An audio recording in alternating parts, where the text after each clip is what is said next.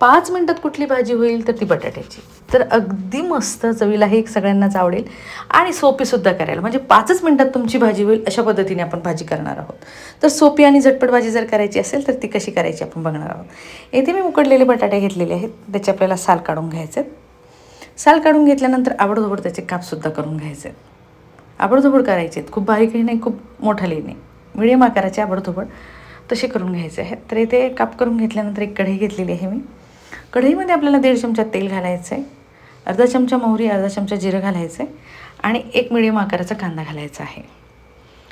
तर कांदा घातल्यानंतर एक टोमॅटो घालायचा छोटा. कांदा थोडासा फ्राय झाला की लगेच टोमॅटो घालायचा. टोमॅटो घातला की लसूण घालायचा आहे. 4 ते 5 पाकळ्या मी आबडधोबड कुटून घेतल्या होत्या त्या घालायच्या आहेत आणि व्यवस्थित आपल्याला हे फ्राय करून घ्यायचं आहे. तर फ्राय झाल्यानंतर लगेचच आपल्याला त्यामध्ये घालायची अर्धा चमचा हळद घालायची आहे. मार्केटमधला मसाला तुम्हाला जो आवडत असेल तो घालायचा आहे अर्धा चमचा. 1 चमचा घरगुती गरम मसाला घालायचा आहे, याची लिंक मी तुम्हाला डिस्क्रिप्शन बॉक्समध्ये दिलेली आहे. आणि 1.5 चमचा लाल मिरची पावडर घालायची. थोडासा कोथिंबीर घालायचा आहे. आणि काय करायचं आहे, कोथिंबीर घातल्यानंतर जे मसाले आपण घातलेले आहेत ते मसाले आपल्याला तेलामध्ये परतवून घ्यायचे, म्हणजे त्याचा फ्लेवर अगदी भाजीला अगदी छान येईल.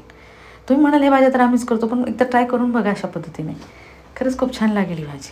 थोडंसं अर्धी वाटी पाणी घालायचं आहे त्यामध्ये आणि मसाले जे आहेत थोडेसे 2 मिनटासाठी शिजू द्यायचे आहेत. थोडंसं गॅस फुल केला तर अर्ध्या मिनटातच शिजेल, म्हणजे थोडंसं तेल वरती आलं की लगेचच आपल्याला बटाटे त्यामध्ये घालता येईल. तर इथे 1 वाटी पूर्ण आपण पाणी घातलं आहे. चवीनुसार मीठ घातलं आहे त्यामध्ये. मीठ घातल्यानंतर थोडीशी कसुरी मेथी घालायची आहे. असेल तुमच्याकडे, नसेल तर काही अडचण नाही आहे.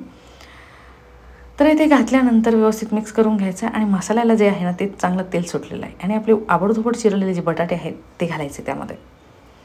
तर बटाटे घातल्यानंतर काय करायचं आहे, व्यवस्थित मिक्स करून घ्यायचं आहे.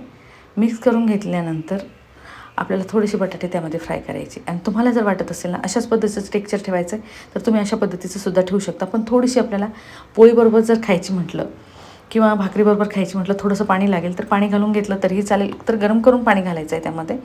तर अशी सुद्धा तुम्ही डब्यामध्ये जर द्यायची म्हटलं तर अशी भाजी देऊ शकता. घरीसुद्धा तुम्हाला आवडत असेल तर अशा पद्धतीची करू शकता. थोडंसं लाल मिरची पावडरचं प्रमाण कमी जास्त करावं लागेल. तर मी काय केलं, चांगलं अर्धा ग्लास पाणी घातलं आहे आणि थोडासा रस्सा पातळ आहे तर काय करायचं, बटाटे थोडेसे कुस्करून घ्यायचे. एखादा बटाट्याचा तुकडा जो आहे तो कुस्करून घ्यायचा आहे, म्हणजे ग्रेव्हीला जो रस्सा येतो ना तो अगदी थोडासा घट्ट येतो आहे आणि भाजी खायलासुद्धा खूप छान लागेल. आपल्याला घरी भाकरीसोबत किंवा भातासोबत खायची म्हणून थोडंसं पाणी घातलं आहे मी, नाही तर डब्यात द्यायची म्हटलं तर तशा पद्धतीची आपल्याला भाजी करावी लागेल. तर इथे भाजीला छान उकळी आलेली आहे, म्हणजे आपली भाजी लगेचच रेडी झाली. फक्त तुम्हाला घट्ट ठेवायची का पातळ करायची हा तुमचा प्रश्न. तर अगदी झटपट आणि पटकन होणारी भाजी तुम्हाला कशी वाटली हे कमेंटमध्ये मला नक्की कळवा. तुम्हाला जर हा माझा व्हिडिओ आवडला असेल आणि तुम्ही माझ्या चॅनलवर नवीन असाल तर माझ्या चॅनलला सबस्क्राईब, लाईक, शेअर, कमेंट करायला विसरू नका. तर चला भेटूया अशा सोप्या रेसिपीसोबत. तोपर्यंत बाय बाय.